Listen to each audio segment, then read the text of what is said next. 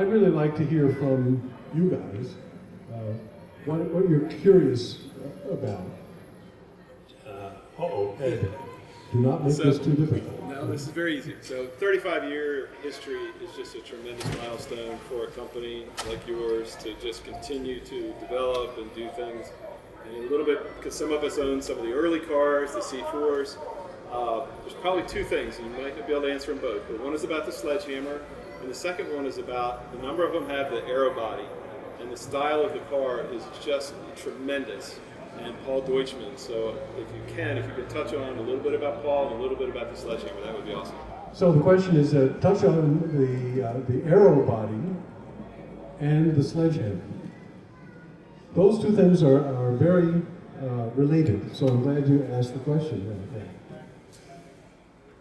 Do you remember when top speed testing was popular on the magazines? You know, fastest in the land, sort of annual competitions of who could go faster, right? Well, we like those because the Corvette was a good candidate, just naturally. You know, it was a pretty good shape. It was housing a large displacement engine, and when fuel economy regulations kicked in, it had very tall gearing. Very tall gearing.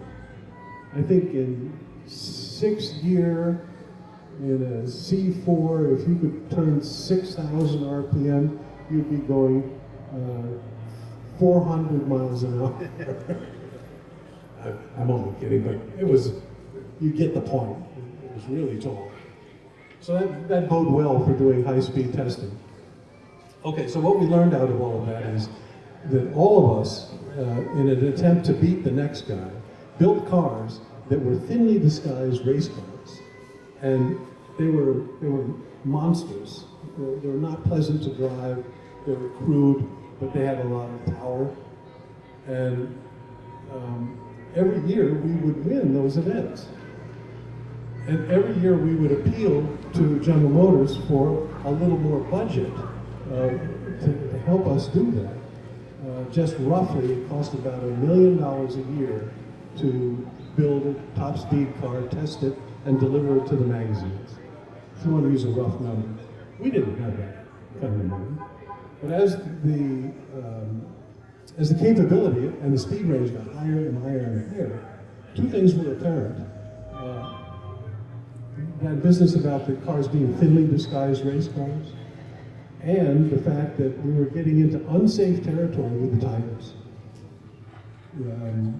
You know, running 200 miles an hour on a street tire wasn't the worst technical challenge, but 250 miles an hour, that's a serious, you could hurt yourself. So I proposed that we could build one car that had an adjustable amount of power. Because it was turbocharged, you could manage the boost and pick the speed at which you could run, but don't run it any faster. In other words, run it fast enough to win the event, and then don't show them what you really got. Right? But in order to do that, you needed to build a car and test it at its terminal top speed without telling anybody. And that was the mission for the Sledgehammer. There was a regular twin-turbo Corvette, not turned into a race car, but housed about 900 horsepower in a very civilized car. You know, the power windows still worked, the air conditioning worked, the didn't overheat, it ran smoothly, it was easy to drive. You could give the keys to your mom, and unless she held her foot down too long, she wouldn't know. Beverly, not included. Sorry. So that was the sort of brief for the Sledgehammer. The trouble was that when we went to go test it, and there's very few places where you can test in safety at those speeds, there were people there who saw what we were doing, and the news leaked out.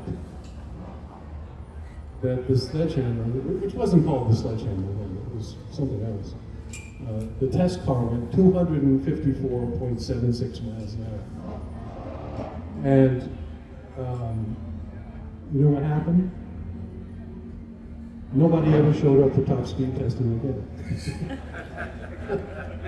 we killed the goose. So, yes, it was an achievement. We never really thought of it as setting a record. We thought of it as just seeing how fast the car would go. But one of the big things other than tires that you have to do is pay attention to the aerodynamic loads on the platform. Are they balanced? Do they reach some point of instability? Is there a relationship between more drag and more stability versus less drag and less stability? We had the first relationship with Paul Deutschman as our designer was to take the C4, you know the belt line that goes all the way around the C4? Right?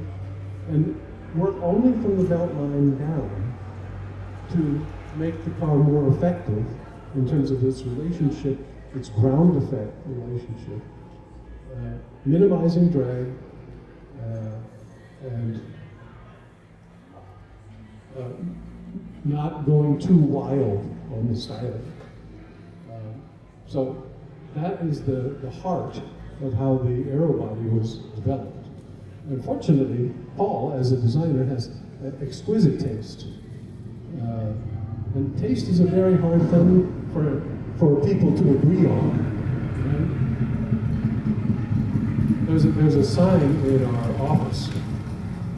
It says, "De gustibus non disputandum est." Sorry. It is, in matters of taste, there can be no discussion. So, I'm very pleased that we have in this tent over here, thanks to our great owner body, we have some of the best examples of what we think is a really pretty design. The Aerobody for the C4, I think, is a bit of a high watermark. We're very pleased that it's appealed to so many people and lasted so long.